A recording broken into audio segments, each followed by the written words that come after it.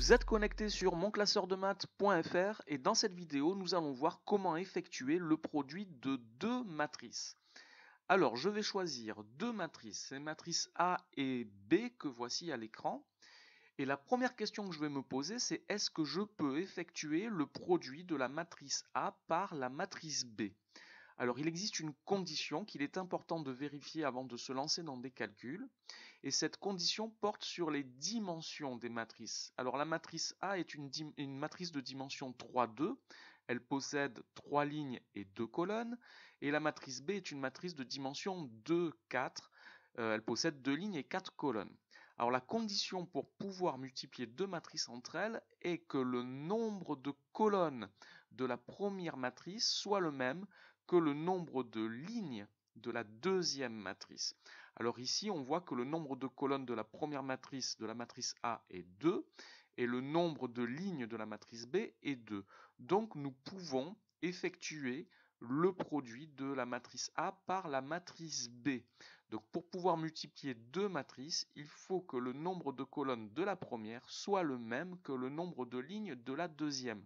Ce qui signifie que la multiplication des matrices n'est pas commutative. Ici, je peux effectuer le produit A fois B, mais je ne peux pas effectuer le produit B fois A. Ce produit n'existe pas. Donc, nous allons calculer le produit A fois B, et nous allons obtenir, c'est important aussi de le savoir, une matrice de dimension 3, 4. Alors, comment obtient-on cette dimension? Donc, le nombre de lignes 3 est le nombre de lignes de la matrice A, de la première matrice, et le nombre de colonnes, 4 ici, est le nombre de colonnes de la matrice B, de la deuxième matrice que l'on a multipliée. Alors on a ici une sorte de relation de Chasles. Donc le produit d'une matrice de dimension MP par une matrice de dimension Pn, donc il faut absolument qu'il y ait ce P en commun, est une matrice de dimension Mn.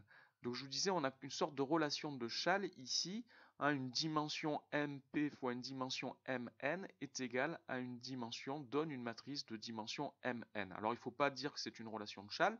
On ne l'écrira pas comme ce que j'ai écrit ici dans l'encadré vert, mais c'est un bon moyen de retenir la condition pour pouvoir effectuer le produit de deux matrices et la dimension de la matrice produit que nous allons obtenir.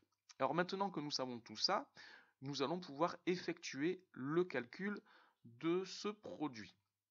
Et nous allons donc commencer par calculer, il faut calculer tous les coefficients un par un. Donc ici, il y a 12 coefficients, puisqu'il y a 3 lignes et 4 colonnes. Donc nous allons commencer par calculer les coefficients de la première ligne de la matrice produit. Et donc on commence par le coefficient situé sur la première ligne et la première colonne.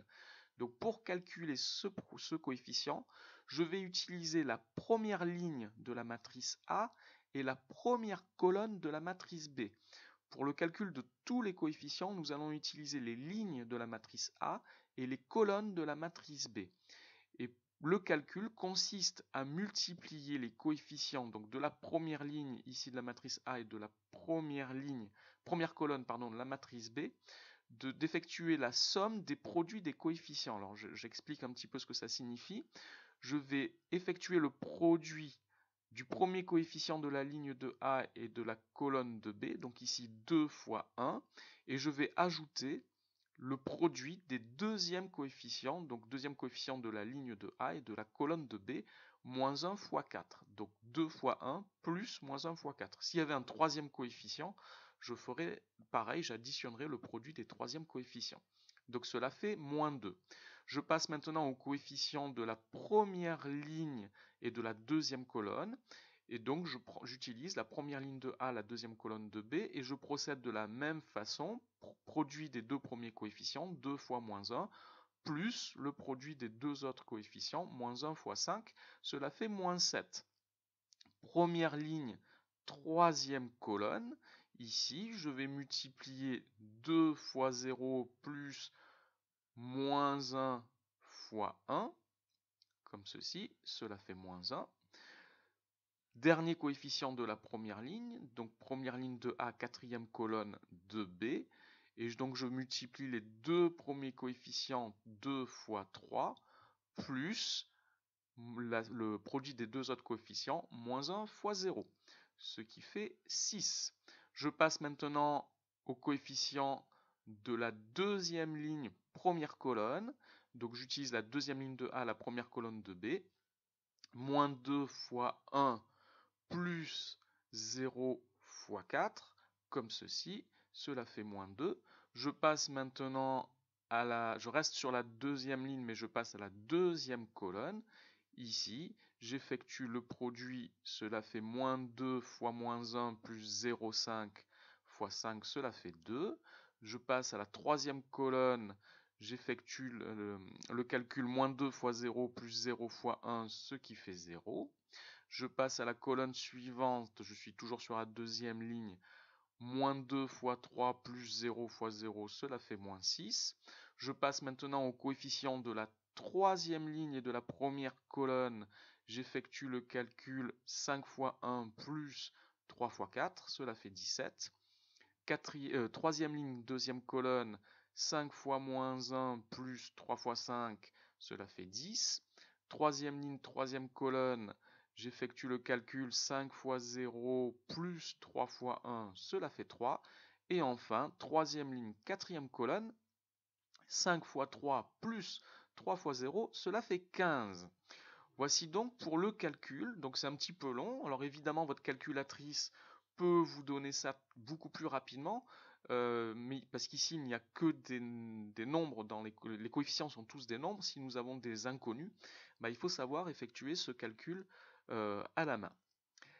Alors, quelques petites choses que nous avons dites déjà. Une chose que nous avons dit déjà, c'est sur la non-commutativité de la multiplication, donc de la multiplication matricielle.